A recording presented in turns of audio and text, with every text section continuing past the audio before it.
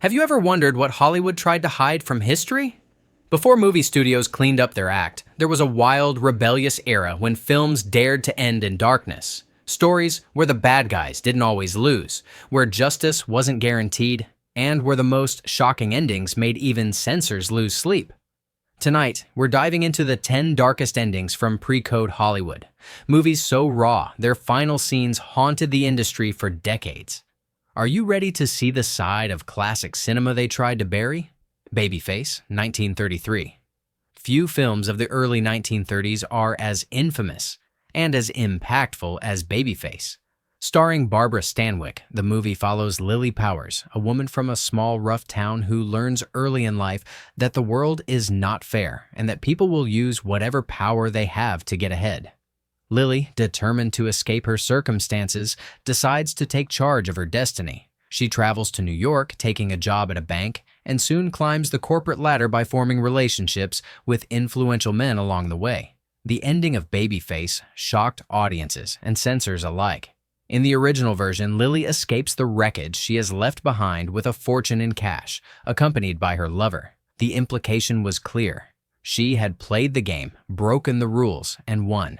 There was no punishment, no moral reckoning, just a woman who took what she wanted from a world that had always taken from her. For censors, this was intolerable. The notion that someone could exploit the system, especially a woman, and not pay the price, flew in the face of everything the production code stood for. Under pressure, the ending was changed for wider release. Now, Lily has a change of heart, stays by the side of her injured lover, and the cash is lost. The message is rewritten. Ambition has limits, and those who break social codes must ultimately conform or suffer. Still, the original cut survived in some prints, and Babyface remains a bold statement about agency and survival. What makes the original ending so dark isn't just Lily's journey. It's the brutal honesty about the way the world works, and the unsettling suggestion that those who play by the world's harshest rules might just win. That, perhaps more than any content, is what the code wanted to erase. This message, that cleverness, ambition, and self-interest can sometimes triumph, was too much for Hollywood's moral guardians. But it's exactly this ambiguity, this refusal to offer tidy lessons, that makes Babyface unforgettable, and its original ending one of the most subversive in film history. The Story of Temple Drake, 1933. The story of Temple Drake is often cited as one of the main reasons the Hollywood production code began to be strictly enforced. Based on William Faulkner's novel Sanctuary, the film centers on Temple Drake, a wealthy and rebellious young woman whose carefree choices lead her into a world of violence and crime. Temple is kidnapped by a criminal gang and forced to live in a remote hideout. She witnesses the worst sides of humanity and is forever changed by the experience. The film's climax is both startling and somber. After enduring so much, Temple finds herself at the center of a murder trial. She is torn between protecting herself and telling the truth. Eventually, she chooses to confess in court, revealing everything that happened. Her testimony is the only way to save an innocent man from conviction, but it also exposes her to disgrace. The ending is bleak and uncertain. Temple's fate is left unresolved. She has done the right thing, but at tremendous personal cost. There is no happy reunion, no sense of restoration. The film leaves the viewer with a sense of unease. Justice has been done, but at what price? The system that should protect her is powerless, and the scars of her ordeal are permanent. Hollywood censors were deeply disturbed by Temple Drake. The film was banned in several cities and states. For decades, it was rarely shown or discussed, effectively erased from public memory. The story's refusal to offer easy solutions, its willingness to show that some experiences can never be fully redeemed, made it an object of fear for the code's enforcers. Today, the story of Temple Drake stands as a stark reminder of the limits of justice and the realities faced by those caught in society's machinery. Its ending is a testament to the courage required to tell the truth, even when there is no reward, and to the darkness that can linger long after the credits roll. Scarface, 1932. When people think of gangster movies, Scarface is often the first title that comes to mind. Directed by Howard Hawks, this film broke every rule in the book about how crime could be portrayed on screen. Paul Mooney stars as Tony Camonte, a ruthless gangster whose rise through Chicago's underworld is as swift as it is violent. Scarface is relentless in showing the consequences of Tony's ambition. He is not a charming anti-hero. He is a force of destruction, leaving chaos in his wake. The violence is shocking, even by today's standards. But what truly rattled Hollywood censors was the ending. Tony is cornered by the police in a dramatic shootout. Surrounded, he tries to escape, but there's nowhere left to run.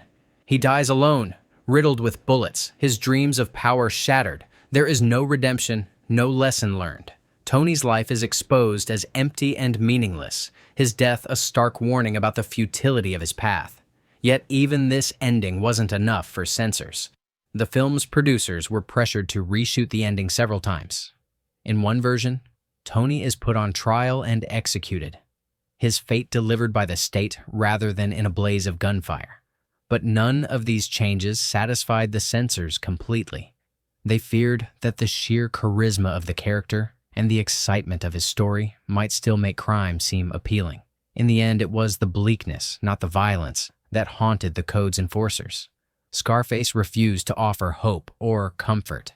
It said in no uncertain terms that some people choose destruction and are destroyed in turn. There are no heroes here, only victims. The film's legacy endures because it was willing to stare into the abyss and refuse to look away. That's why Hollywood tried to erase it, but it's also why it still matters. RedHeaded Woman, 1932. Jean Harlow's RedHeaded Woman is a perfect example of a film that gleefully flaunted the rules, so much so that it became a target for the censors almost immediately. Harlow plays Lil Andrews, a secretary with a singular goal: to climb the social ladder by whatever means necessary. Throughout the film, Lil manipulates, schemes, and disrupts the lives of everyone around her. She pursues her boss, breaks up his marriage, and sets her sights on ever more wealthy men. She is unapologetic, witty, and completely uninterested in playing by society's rules. The ending of RedHeaded Woman is nothing short of revolutionary for its time. Lil, after causing so much chaos, leaves for Paris with a new wealthy lover. There is no punishment, no moral reckoning. The film doesn't suggest she will reform, nor does it show her being brought to justice. Instead, she simply moves on, undeterred, ready for her next adventure. For Hollywood's moral guardians, this was a nightmare. The production code was clear. Those who broke society's rules, especially women who challenged expectations, had to pay the price. RedHeaded Woman not only refused to punish Lil, it celebrated her cunning and determination. Censors later demanded that movies portray bad behavior as leading to downfall or repentance. The idea that someone could get away with defying social norms and even thrive because of it was a direct threat to the moral order the code was designed to enforce. What makes the ending of RedHeaded Woman so dark isn't violence or tragedy. It's the refusal to offer easy answers. Lil's world is one where rules are made to be broken, and sometimes the most daring are the ones who win. It's an ending that still feels bold today, and one that Hollywood worked hard to erase from memory. Night Nurse, 1931. Night Nurse, directed by William Wellman, is a gritty, hard-hitting drama starring Barbara Stanwyck as Laura Hart, a nurse in a city hospital who stumbles upon a horrifying plot. Laura, along with her friend Maloney, Joan Blondell, uncovers a scheme where a wealthy woman's children are being starved by their own chauffeur, played with chilling menace by Clark Gable. The film pulls no punches in showing the dangers faced by those who try to do the right thing in a corrupt world. Laura and Maloney risk their careers and even their lives to save the children. But the ending offers no comfort. The villain simply walks away, essentially unpunished by the law. The system that should protect the innocent is powerless, and justice, if it comes at all, is left to chance. For audiences used to clear resolutions, this was a deeply unsettling ending. The idea that evil could go unpunished, that those in power could abuse their position without consequence, was almost unheard of in Hollywood films. The code's enforcers were quick to clamp down on such ambiguity, insisting that all stories show wrongdoing as inevitably leading to downfall. Night Nurse was banned in some cities and heavily censored elsewhere. Its frank depiction of danger and the failures of authority made it a lightning rod for controversy. What makes its ending so dark is the sense of helplessness. Good people fight for what's right, but the world is often indifferent. The film doesn't offer reassurance, it leaves viewers with the unsettling realization that sometimes courage is its own reward, even when justice isn't served. That truth was too much for the censors, but it's part of what gives Night Nurse its lasting power. The Public Enemy, 1931. James Cagney's star-making turn in The Public Enemy set the template for generations of crime films. The story follows Tom Powers, a small-time crook who rises to become a feared gangster during Prohibition. Tom's journey is filled with betrayals, violence, and an ever-present sense of danger. What makes The Public Enemy so memorable isn't just Cagney's performance, but the uncompromising ending. After a violent confrontation, Tom is left hospitalized. His enemies, seeking revenge, abduct him from his bed. The film ends with Tom's body delivered to his family's doorstep, wrapped and bound, a grim warning for all who see it. There is no redemption, no chance for Tom to change his ways or make amends. His life ends as violently and pointlessly as it began, a victim of the world he helped create. The message is stark. Crime destroys, and those who choose it are destroyed in turn. The censors were alarmed by the film's bleakness. They wanted Hollywood to offer clear moral lessons, to reassure audiences that justice always triumphs. But The Public Enemy refused. It offered a world where violence begets violence, and where the cost of ambition is paid in blood. The ending was so powerful that it became a direct influence on the production code, which soon required all films to show crime as leading to downfall. But the darkness of The Public Enemy lingers. It's a story that dares to show the true cost of a life outside the law and to refuse comfort when comfort isn't deserved. Safe in Hell, 1931. Dorothy McHale stars in Safe in Hell as Gilda, a woman who flees New Orleans after being accused of a serious crime. She escapes to a Caribbean island, hoping for safety and a fresh start. But the island is a haven for those fleeing justice, and its lawlessness quickly becomes apparent. As Gilda tries to survive, she finds herself caught between desperate men and corrupt officials. Her only hope is her fiancé, who promises to return for her. But as time passes, Gilda's situation grows more dire. She is eventually accused of another crime, and this time there is no escape. The film's ending is brutally dark. Gilda is convicted and faces execution. There is no rescue, no last-minute reprieve. Her only salvation comes in the form of a final fatal act. The message is clear. Sometimes there is no way out, no happy ending. Hollywood censors were deeply uncomfortable with Safe in Hell. Its frank portrayal of exploitation, injustice, and a system that fails to protect the vulnerable was too much for the production code.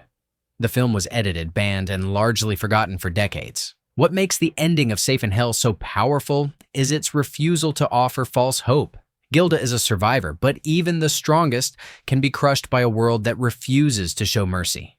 The film's unflinching honesty makes it one of the most haunting stories of the pre-code era. 3 on a Match, 1932.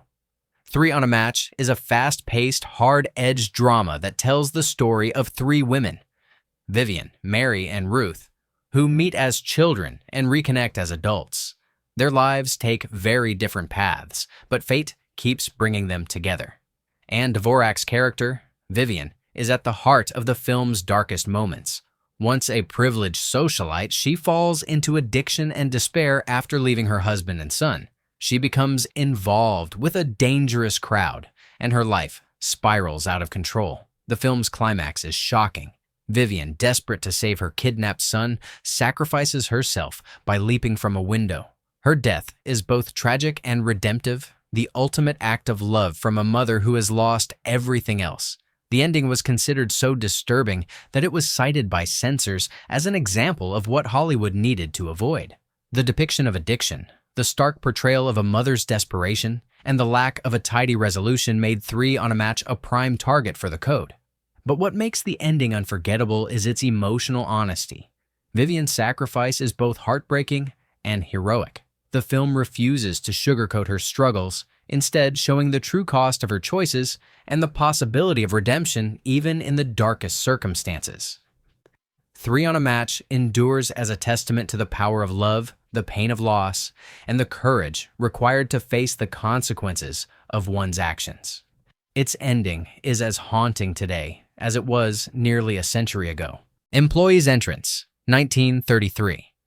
Employee's Entrance is a film that pulls no punches in its depiction of corporate ruthlessness. Warren Williams stars as Kurt Anderson, the manager of a major department store. Anderson is charming, brilliant, and utterly without conscience. He manipulates, exploits, and destroys the lives of those around him to ensure the store's success and his own. Throughout the film, Anderson's actions grow more and more disturbing. He ruins careers, drives employees to despair, and shows no remorse for the damage he causes. Those who try to stand up to him are quickly defeated. The ending of Employee's Entrance is one of the darkest in pre-code Hollywood. Anderson faces no real consequences for his actions. The film closes with the implication that he will continue his reign unchecked and unpunished. The message is chilling. Sometimes those in power win, and there is nothing anyone can do about it. For the censors, this was intolerable. The production code demanded that wrongdoers be punished, that stories end with justice served. Employee's Entrance refused to comply, instead offering a bleak and honest portrayal of the realities of corporate America. What makes the film's ending so disturbing is its realism. There are no heroes, no easy answers. The world is often unfair, and those who are willing to do anything to succeed may well get what they want. It's a message that remains relevant and a reminder of why the code was so determined to erase stories like this one. Madame Satan, 1930.